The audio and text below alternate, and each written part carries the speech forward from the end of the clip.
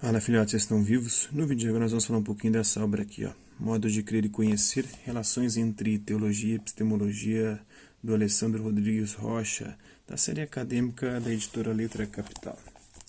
Com esta obra agui. Como se relaciona a teologia e epistemologia? Teologia, que é o estudo de Deus, e epistemologia, que é o estudo do conhecimento, ou da ciência. Como articular os modos de expressar o crer e o compreender? A história do pensamento no Ocidente está marcada por essas questões. O crer e o conhecer já estiveram em lados opostos como rivais, ou caminhando lado a lado como parceiros. O livro Modos de Crer e Conhecer, Relações entre Teologia e Epistemologia busca contribuir com estas discussões, oferecendo uma reflexão sobre as relações dialéticas entre epistemologia e teologia. Tendo como referencial as noções de pré-modernidade, modernidade e pós-modernidade, percorremos a história da teologia e da filosofia estabelecendo as aproximações e distanciamentos, as harmonizações e tensionamentos, em suma, o mútuo enriquecimento entre o crer e o compreender. Credo ut intelligam, ou creio para compreender, como dizia Santo Agostinho, né? E compreendo para crer. Apesar de fazer parte dos cursos livres há muito tempo no Brasil, o reconhecimento recente da teologia, do estudo de Deus pelo MEC, demonstra o quanto ainda somos fascinados pelo estudo de Deus. A ideia de que existe algo ou alguém que está acima, além, não obstante, junto a nós, e acerca de quem gostaríamos de conhecer e, consequentemente, discursar sobre. Trata-se de uma fase seminal no processo de desenvolvimento da humanidade. Perceber diante do mistério de existir que há alguma coisa que precisa ser conhecida, desvelada, revelada, pois, diferentemente dos demais seres vivos,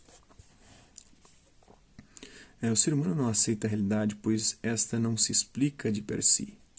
Cria-se então as epopeias, os mitos e as divindades, tentativas primeiras de explicação do que se poderia chamar de origem e fundamento da realidade. No entendimento monoteísta das religiões judaica e posteriormente cristã, há, porém, uma diferença que eles chamam de revelação. Tal revelação aconteceu, de fato, na história através da autorrevelação do Deus de Abraão, que libertou Israel e depois manifestou-se plenamente em Jesus. Esses relatos foram transmitidos durante séculos de maneira oral, sendo reunidos em forma de texto com o fim de garantir sua perpetuação. Desde então se discute acerca dos modos de crer e também a possibilidade de se conhecer a Deus, isto é, a realidade primordial. Assim surge a Bíblia como livro sagrado para os cristãos. Mas é no encontro com a filosofia grega que a teologia cristã, já em nossa era, em seu propósito de comunicar-se com o mundo de então, fez-se capaz de proporcionar aos que não tiveram experiência frontal a possibilidade de encontrar-se com Deus. Contudo, a experiência de Deus, mesmo pela Bíblia, para ser autêntica e não sair do controle, precisa ter critérios. Daí, primeiramente, a formação dos dogmas e depois a sua cristalização nos manuais teológicos, em tentarem servir como normativos para o praticante da religião cristã. Como se deu tal processo? Quais os caminhos percorridos desde a Grécia Antiga para se pensar a exatidão e a certeza discursiva, até sua cristalização na modernidade e posterior inserção no universo religioso? A despeito de essa discussão parecer estar restrita ao universo religioso, com a assunção do curso de teologia nas academias, é urgente refletir acerca de seu papel e importância. É exatamente isso que a presente obra do teólogo Alessandro Rocha oportuniza a todos, especialistas ou não, ter acesso. Visto que, em suas palavras, o teólogo, assim como o cientista, deve estar consciente de que o conhecimento teológico, tanto como o científico, funciona na base das capacidades humanas. É por isso que o conhecimento científico, assim como o saber teológico, é limitado na natureza da capacidade humana que os orienta. Portanto, elas devem ser vistas como o produto da força humana e que nem a ciência nem a teologia pode se considerar superior à outra. Neste caso, o teólogo não deve estar muito preocupado com a conquista da teologia no universo científico, mas ele deve se preocupar na busca da compreensão e afirmação daquilo que a teologia contribui de uma forma especial para a existência digna da pessoa humana que as outras áreas do saber não estão à altura de fazer. Isso segundo César Moisés Carvalho, que é pedagogo licenciado pela Universidade Estadual do Paraná e pós-graduado em Teologia pela PUC do Rio de Janeiro. Escreveu as orelhas do livro, né? Vamos à obra em si agora, a sua introdução. O que é teologia? Foi no mundo grego que o termo teologia lançou suas raízes, pois nos teatros gregos havia acima do palco um lugar chamado theologeion, onde apareciam os deuses. Esse verbo theologel significava o discursar sobre os deuses. Teologia exprimia a ciência das coisas divinas. O teólogo era aquele que falava sobre os deuses ou sobre os poetas como Hesíodo e Orfeu. Platão usava o termo para exprimir o discurso sobre Deus ou os deuses. Aristóteles delimita para o campo do saber. A filosofia primeira, que tratava as causas necessárias, eternas e imutáveis, hoje chamamos de metafísica, o estudo do ser enquanto ser. O sentido pagão foi considerado na teologia latina cristã antiga. Nesse sentido, Agostinho se referia a ela como fábula.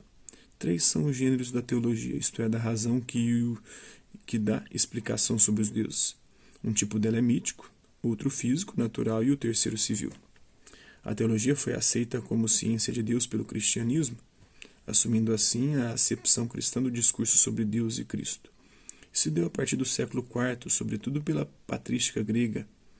Pedro Abelardo, que viveu entre 1079 e 1142, por sua vez, no mundo latino, usa o termo para se referir ao tratado sobre Deus, enquanto se utilizava beneficia para a teologia sobre Cristo. A escolástica, no entanto, preferiu outros nomes para a teologia, como a doutrina cristiana, ou doutrina divina. São Tomás de Aquino, que viveu entre 1225 e 1274, por sua vez fez o uso mais dos termos sacra doutrina ou doutrina cristiana, mas muito raramente usava teologia. A teologia assume o lugar de sacra doutrina entre São Tomás e Duns Scoto, que viveu entre 1266 e 1308. Na Idade Moderna surgem outros aspectos da teologia. A teologia mística, a teologia ascética, a teologia moral, a apologética, a teologia positiva e a teologia escolástica. Da antiga teologia, o que restou foi a teologia que hoje se chama dogmática ou sistemática. Teologia possui o composto de 2 termos, theos, Deus, e logia, ciência, estudo. Em um primeiro momento, então, diríamos que teologia é a ciência de Deus, o tratado de Deus, o estudo de Deus. Deus é o centro de qualquer reflexão teológica, pois ela de alguma maneira se refere a ele. Por isso, durante muito tempo, se pôde afirmar que a teologia tinha como objeto de estudo Deus. Então, um pouquinho dessa obra, espero que vocês tenham gostado do vídeo. Quem curtiu, dá um like. Quem não curtiu, dá um dislike. Quem se interessar pelo conteúdo do canal, se inscrever, ativar o sininho e guardar os próximos vídeos e as próximas notificações. Deixe também seus comentários, dizendo o que você tem achado dos vídeos e sugestões de temas e assuntos para serem abordados em vídeos posteriores. E colabore com o nosso canal, compartilhe os nossos vídeos e ajude-os a chegar ao maior número de pessoas possíveis. Gostaria aqui de agradecer aos 1190 inscritos no nosso canal, agradecer também aqueles que por conta de um conteúdo outro passam por aqui, deixando sua visualização, seu like, seu dislike, seus comentários, e aqueles que compartilham os nossos vídeos, compartilham o nosso canal, seja aqui nessa plataforma no YouTube ou outras redes sociais. No mais é isso aí. Hasta la vista, vídeos, e até a próxima.